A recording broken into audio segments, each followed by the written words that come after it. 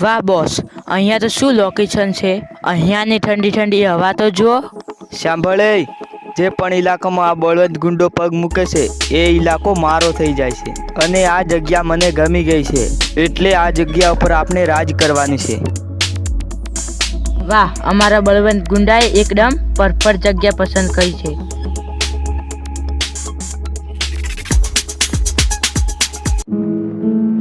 અરે મારે એ મંદિર વાળી જગ્યા વેચવાની જ છે. જો તમે વ્યાજબી ભાવે કરી આપતા હોય તો. ત્યાં તમારે વાતાવરણનું તો જોવું જ ના પડે. ત્યાં એકદમ સ્વર્ગ જેવી જગ્યા છે. તમે ખાલી એકવાર અહીંયા આવી તો જોજો, પાછું ઘરે જવાનું મન પણ નહીં થાય. એવું છે એમ? તો ચાલો પછી ફોન કરીશ. અલ્યા, આમ તો અમારે જગ્યા નથી વેચવાની, પણ કદાચ અમારા નસીબમાં ના લખી હોય એટલે મારે મજબૂરીથી આ જમીન વેચવી પડે એમ છે. અલ્યા, આ વિચારમાં ને આ વિચારમાં હું તો ભૂલી જ ગયો. મારો નાનકો આજે ઘરે આવે છે, એને લેવા પણ જવાનું છે, નહીતર એ મારા પર રીસાઈ જશે. ચાલ જવા દે, એ પણ આવી ગયો હશે.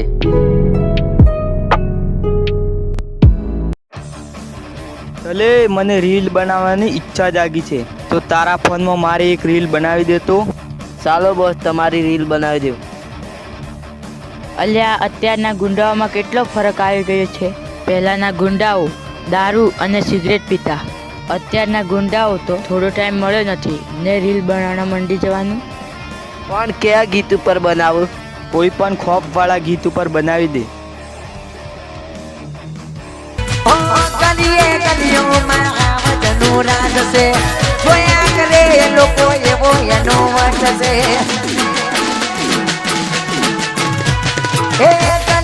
ગલીઓમાં આવજનું રાજ છે, જોયા કરે લોકો એવો એનો વટ છે. બતાવ તો કેવી આવી છે રીલ. બધી જગ્યાએ આપણી રીલ વાયરલ થઈ જવી જોઈએ. મારે કયા સોંગનું શૂટિંગ કરવું છે, પણ મને એડિટિંગ કે કશામાં ખબર પડતી નથી. તો શું થઈ ગયું બોસ? લલિત કટેરિયાનો કોન્ટેક્ટ કરો. લલિત કટેરિયા એ વળી કોણ છે? અરે, તમે એને ઓળખતા નથી? સારા એવા એક્ટર અને ડાયરેક્ટર, કેમેરામેન સાથે જ બધું જ કરી આપશે. જો તમારી પાસે સારું સોંગ હોય તો તેનું શૂટિંગ પણ ફ્રીમાં કરી આપશે, અને એટલું જ નહીં, પોસ્ટર પણ ડિઝાઇન કરી આપશે. તો મિત્રો, તમે રાહ કોની જો છો? તરત જ લલિત કટેરિયાને કોન્ટેક્ટ કરો. તો એને કોન્ટેક્ટ નંબર ક્યાંથી મળશે? વિડીયોના વર્ણનમાં આપેલો છે.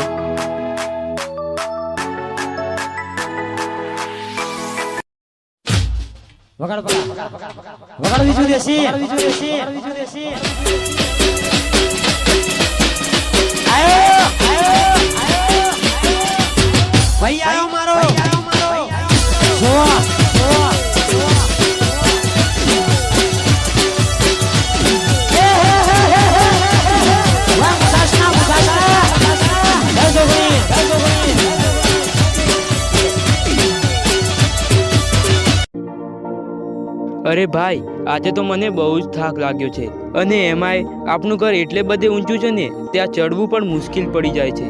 અરે નાનકા, હવે તારે આટલે બધે ઊંચું નહીં ચડવું પડે. કેમ ભાઈ?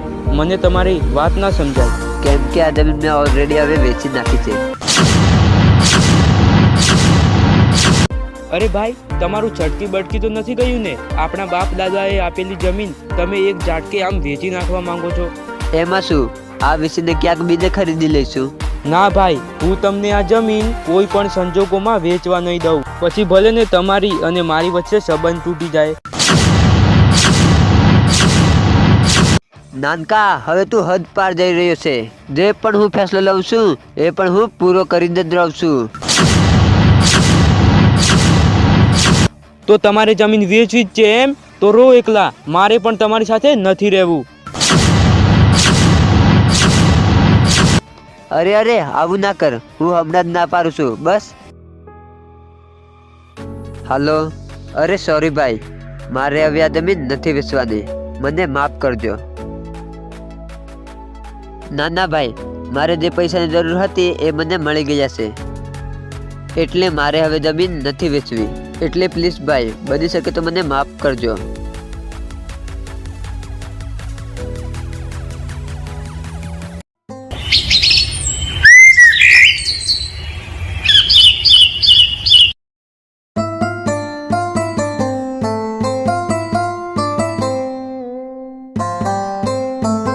અરે નાનકા, તું ઘરે જ રહેજે અને ઘરનું ધ્યાન પણ રાખજે.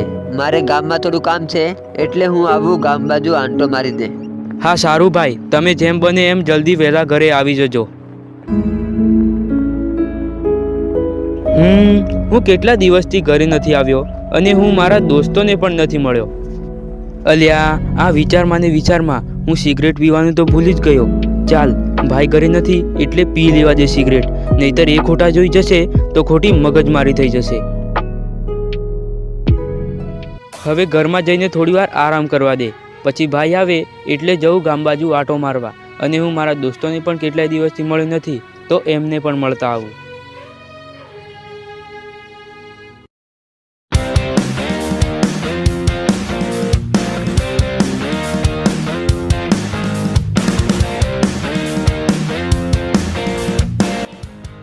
સાંભળે, આ જમીનનો માલિક કાલે ઘરે આવ્યો છે અને એ પ્રેમથી માની જાય તો સારું છે, નહીં તો કરીશું પછી આપના વાળી. અલ્યા, આ કોણ બખાડો કરે છે અને સરખી રીતે સૂવા પણ નથી દેતા. એ શું છે તમને લોકોને? કેમ બખાડો કરો છો? એટલી બધી વાતો કરવાનો શોખ હોય તો પેલા ડુંગરના ટોચ પર જતા રહો ને, ત્યાં તમે ગમે તેટલા બોગા પાડશો તો પણ તમને કોઈ જ નહીં બોલે. મારા દિયોરો સરખી રીતે સૂવા પણ નથી દેતા. સાંભળે છોકરા, તું હજી આ બળવત ગુંડાને ઓળખતો નથી, અને હા, મને તારી જમીન ગમી ગઈ છે, પ્રેમથી આપી દે, નહીતર જીવ તો નહીં મૂકું. એ તમે ઊભા ઊભા જોઈ શી રહ્યા છો? તોડી નાખો સાલાને.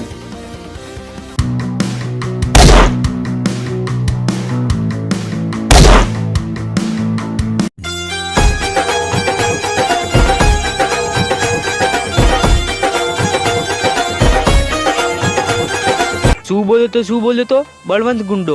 હવે જાને અહીંથી બાઠિયા, તારા જેવા 100 ગુંડાઓ આવે ને તો પણ આ લલિત એકલો મારે, અને તું આમ 2-4 લુખાઓ સાથે ફરીને પોતાની જાતને ગુંડો ના માનીશ, અને તારામાં એટલી જ હિંમત હોય ને તો લડ મારી સાથે અને મારો સામનો કર. એ તમે ઊભા ઊભા જોઈ શી રહ્યા છો? તોડી નાખો સાલાને.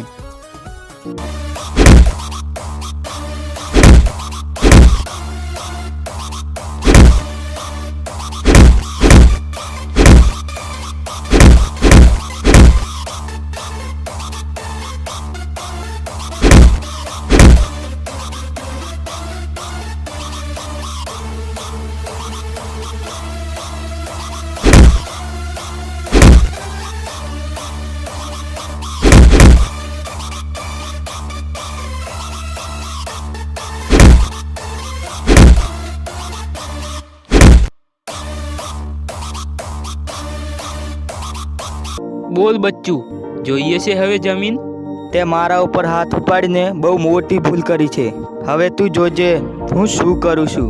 હવે તને બીજી વાર કૂતરાની મોતે મારું એ પહેલા તું ચૂપચાપ જતો રહે અહીંયાથી, નહીતર મારું મગજ છટક્યું ને તો ઊંચો કરીને પેલી ખાઈમાં નાખી દઈશ. તને તો હું જોઈ લઈશ. લે, જોઈ લે. હવે જતો હોય તો જાને અહીંથી બાઠિયા.